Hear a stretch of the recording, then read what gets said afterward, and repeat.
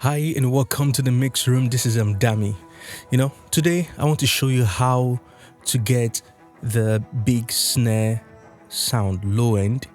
Now this is not the extreme low end, but this is how to basically add some sweet and sonically pleasing low end to your snare drum sound.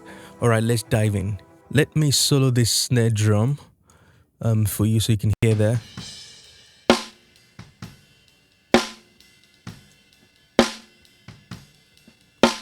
Pretty good. That's the snare top, snare bottom as well.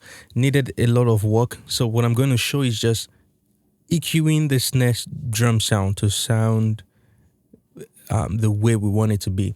Even in this song, I don't think I used any samples at all. All right, so the first one here is I'm using this as a gate. Right.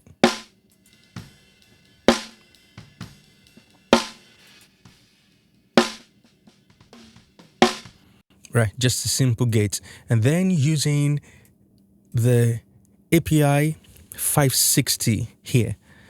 Boosting, here's where I wanted to pay attention to. Boosting around 250 on here.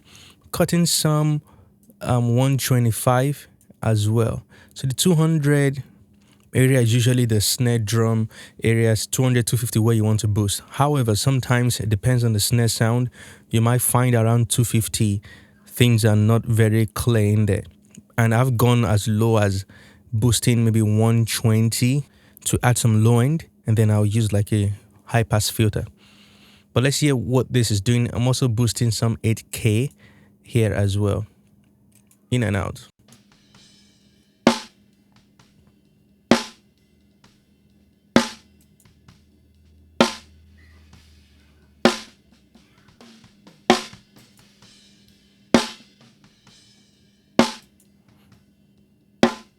Okay, yeah, I basically kind of just muted the snare bottom so we can only, because we're only working on the snare top right now, and then both of them are going into this snare comp here, which we're going to do some processing on there as well. All right, and then here there's just some cleanup I was doing here on the snare drum,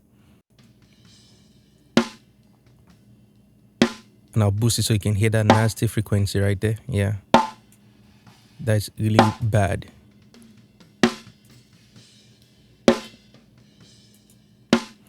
So let's bypass all the plugins, the EQs especially, in and out as before.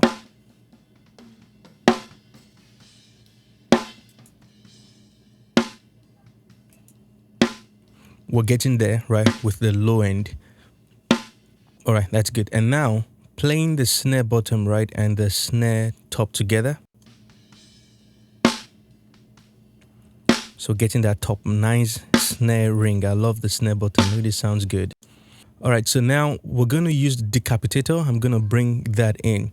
So essentially, here's what I'm doing on here. I'm using drive for edge to bring that snare to life.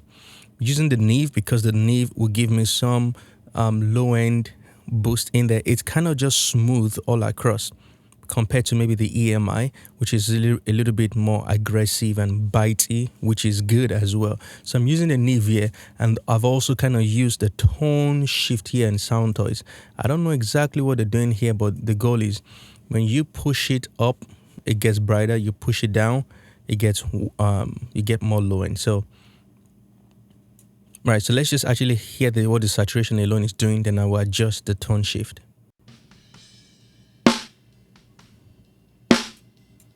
Cranky. That's just nice, right? Bypass. All right, so now I'm going to use the tone shift. Let's go right here. There you go.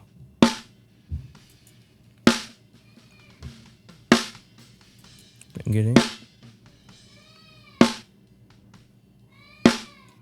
Okay, and then I have this Bax EQ right here. And what I'm doing around 230, I'm boosting more low end. And this is very, very sweet and musical EQ. So this is about maybe 2 dB I'm boosting here. And then on the high frequency side, around 3K to 200, 3K is usually areas that I boost in the snare drum. But you have to be very careful too when you boost a 3K or 2K range, because those are your really harsh frequency range. So you want to be careful to make sure it's not clashing one with the vocal, because during mastering is when you will notice that more than in mixing. So let me bring this in and now so you can hear what it's doing.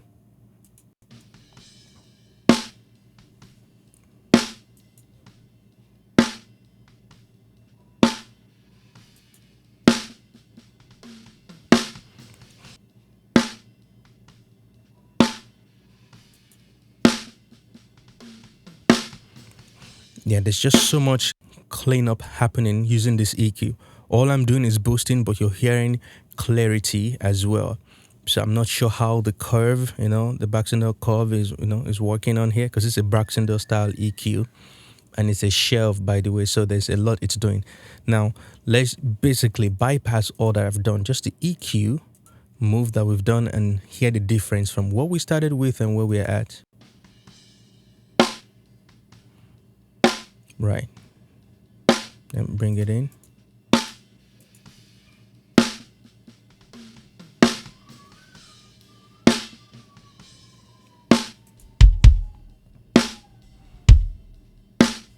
Let's take it out again. Right.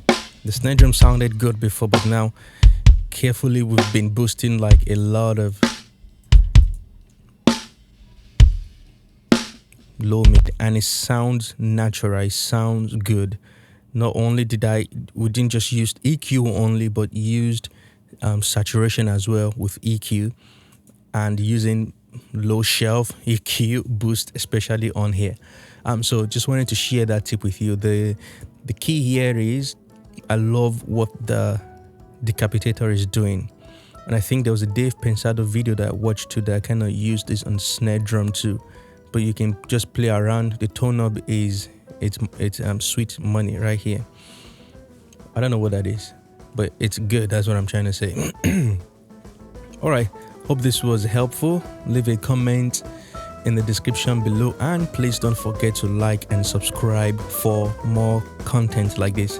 Thank you again for watching. Bye bye.